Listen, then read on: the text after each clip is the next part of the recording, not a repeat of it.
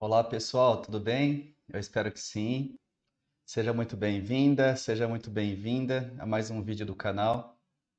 E hoje eu trago novidades para vocês acerca do tema da revisão da vida toda, notícias urgentes, atualizadas e que vão interessar você, segurado, que é aposentado e pensionista e que preenche esses requisitos da revisão da vida toda, tá? Mas antes de entrar no assunto, eu gostaria de fazer dois pedidos para você. Primeiro, inscreva-se no canal se você não é inscrito, ative as notificações, porque assim toda vez que eu publicar um conteúdo aqui, você vai ficar sabendo e assim você pode analisar tudo que eu vou falar aqui para você. E o segundo pedido é para você ficar comigo até o final do vídeo, para você entender todos os pontos que eu quero trazer dessa questão hoje. Vai te interessar, eu te garanto, tá?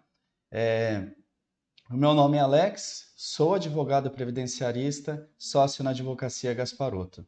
Pois bem, o que eu quero trazer para vocês hoje são algumas questões que eu já havia comentado anteriormente, semana passada, nos vídeos, inclusive no vídeo de ontem também, é que o ministro Alexandre de Moraes ele pediu vista do processo, foi suspenso o processo, e eu fiquei analisando por qual motivo, né? Porque nós já estamos questionando, fiquei analisando por quais motivos o ministro Alexandre ele poderia ter pedido vista do processo. Então eu trouxe aqui para vocês o ponto a ponto porque isso aconteceu.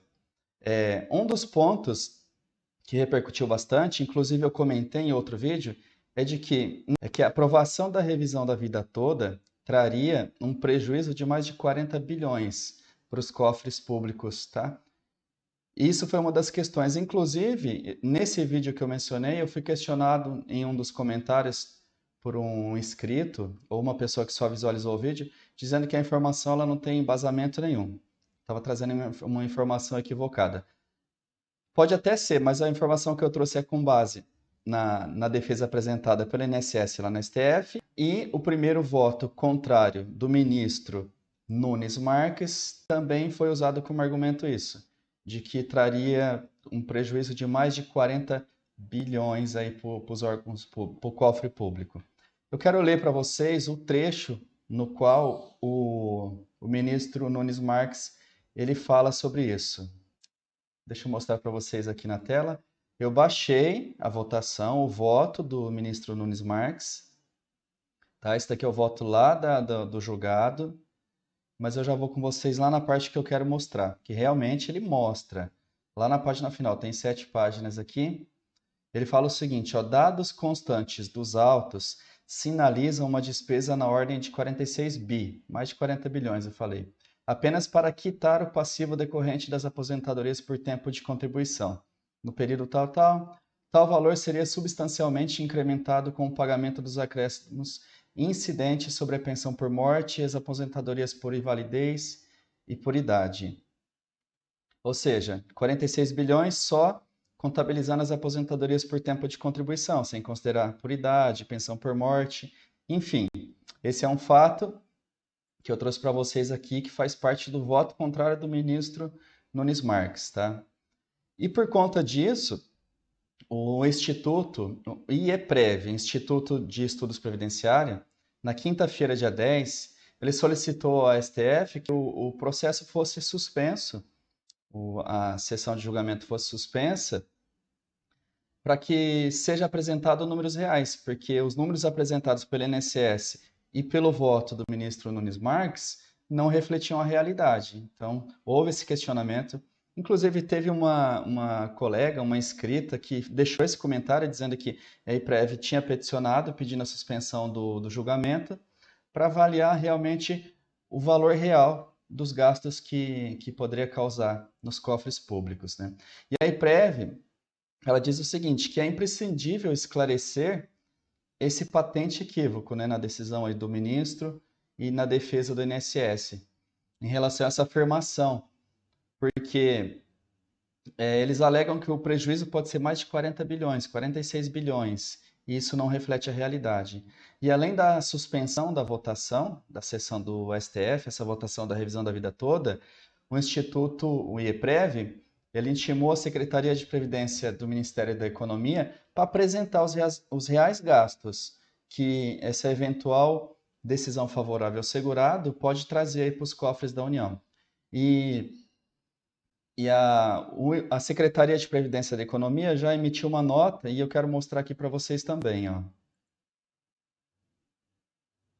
Vamos ali na tela. A nota diz o seguinte: considerando-se que atualmente existe 3.045.065 aposentadorias por tempo de contribuição ativas desde 2009, se metade delas requerer a revisão, o custo operacional estimado, de acordo com a nota técnica número tal, é de 1,6 bilhão. Então, essa é a nota da Secretaria do Ministério da Economia, dizendo que não chega a 40 bilhões. Então, já é uma informação muito relevante aí e que pode ser favorável, ao meu ver. Favorável para aprovação da revisão da vida toda, tá? E outro ponto que repercutiu bastante nessa questão da revisão da vida toda é o parecer apresentado pelo presidente do INSS, o Leonardo Rolim. Ele, em nota, ele disse na quinta-feira, dia 10, que além do impacto que essa aprovação da revisão da vida toda pode trazer para as contas públicas, ela pode paralisar o órgão também, paralisar o INSS, que já enfrenta vários problemas por outros benefícios aí. Ele explicou que a base de dados do INSS, ela contém informações detalhadas dos segurados somente a partir de 1991, né? Então, se for aprovada essa revisão, que entende que deve entrar no cálculo da aposentadoria períodos antes de julho de 94, a exemplo, eu já falei para vocês, tem um cliente aqui do escritório que tem contribuição desde 83 e só foi considerado a partir de 94. Então, o presidente do INSS ele explicou que só consta na base de dados do INSS a partir de 91. Anterior a isso, vai exigir um trabalho adicional dos servidores para checar todo o período contributivo dos trabalhadores que fazem jus a essa revisão. Esse é um dos pontos alegados por ele. E ele diz também que, dependendo da decisão, se for favorável, pode ser um desastre para o INSS e pode até parar. Essa é a afirmação do presidente do INSS. E ele mencionou também que outro problema é a revisão de contribuições previdenciárias antes do Plano Real.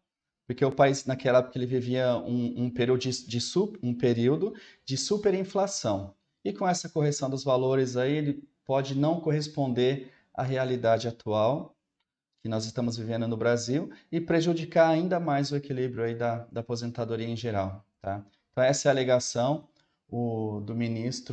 do presidente do INSS.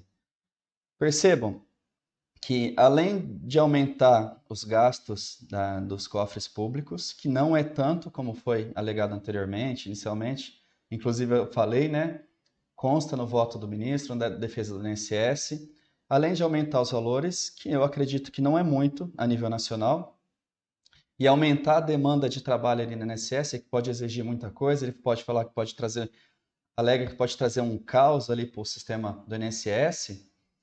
Eu acredito que isso não é motivo, não é argumento. Acredito não, tenho certeza que isso não é motivo nem argumento para não ser aprovada essa revisão da vida toda.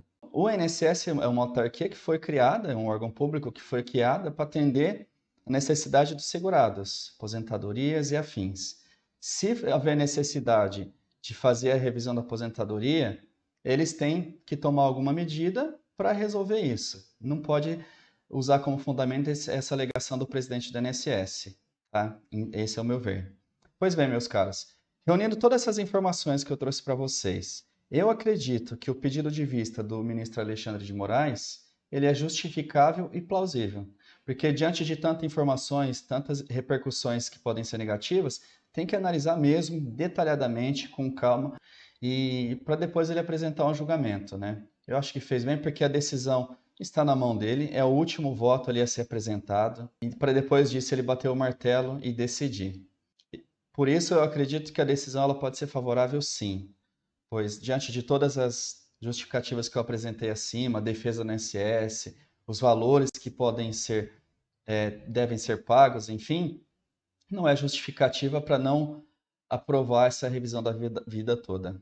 Essa é uma ação que eu vejo como uma das maiores, que está em votação no STF, uma das maiores dos últimos anos aí. Maiores e mais importante dos últimos anos que esteve no STF, porque envolve um direito real e adquirido do segurado e do pensionista aí. Contribuiu a vida inteira para chegar agora a perder todo esse período, tá? Hoje é quinta-feira, dia 15/6, e eu pesquisei bastante sobre o que já comentaram aqui, eu vou trazer para vocês. Eu pesquisei bastante porque estão outros canais de informação, de notícias, e até uns colegas advogados estão informando que o ministro Alexandre de Moraes ele tem até quinta-feira, dia 17, para voltar, para devolver os autos e iniciar novamente a sessão de julgamento. Eu não encontrei essa informação no site do STF, lá no julgamento do tema 1102. Não encontrei essa informação lá. Eu só vi em sites de notícias e informações por meios de colegas aí. Inclusive, tem até uma inscrita que comentou a mesma informação aí. Então, eu estou trazendo para vocês. No vídeo de ontem, eu mostrei para vocês que o prazo que um ministro que pede vista, o prazo que ele tem para devolver é de 30 dias, pode ser prorrogado por mais 30. Esse é o prazo que ele tem. Então, está circulando aqui, ele tem até dia 17 para retomar o julgamento. Se for assim, maravilha, uma ótima notícia para você segurado aí. Logo, logo a gente pode ter uma decisão, tá? E isso é muito importante, então. Quinta-feira aí eu vou ficar ligado o dia inteiro atualizando a página do STF para ver se vai voltar mesmo. Se não, vai ser naquele prazo que eu falei para vocês, 30 dias mais 30 dias, tá? Só quero fazer uma observação, que quero lembrar vocês que a decisão final do STF, o julgamento final, essa decisão ela tem repercussão geral. O que significa isso? A repercussão geral, ela orienta todas as outras ações referente a essa matéria, em instância inferior, ou seja, entrou com ação, a ação está sobrestada, você segurado, entrou com uma ação já. Em primeira instância, essa ação ela vai ficar suspensa até a decisão do STF. Tá? Então, a decisão do STF ela vai ter repercussão geral e vai refletir em todas as ações. Então, a decisão deles vai determinar ali quem já entrou com a ação e quem pode entrar depois também. Eventualmente, depende da decisão aí do STF. Tá bom, meus caros? Então, era isso que eu queria trazer para vocês. Quinta-feira, então, aí vamos torcer para que volte o julgamento, aí a sessão de julgamento, e já tenha uma decisão final, se vai ser favorável ou não a revisão da vida toda para os segurados. Tá bom? Eu agradeço você por ter ficado até o final comigo aqui no vídeo. E se você não é inscrito no canal, mais uma vez, se inscreva, ative as notificações para que você não perca nenhum conteúdo. Meu muito obrigado para você e até a próxima.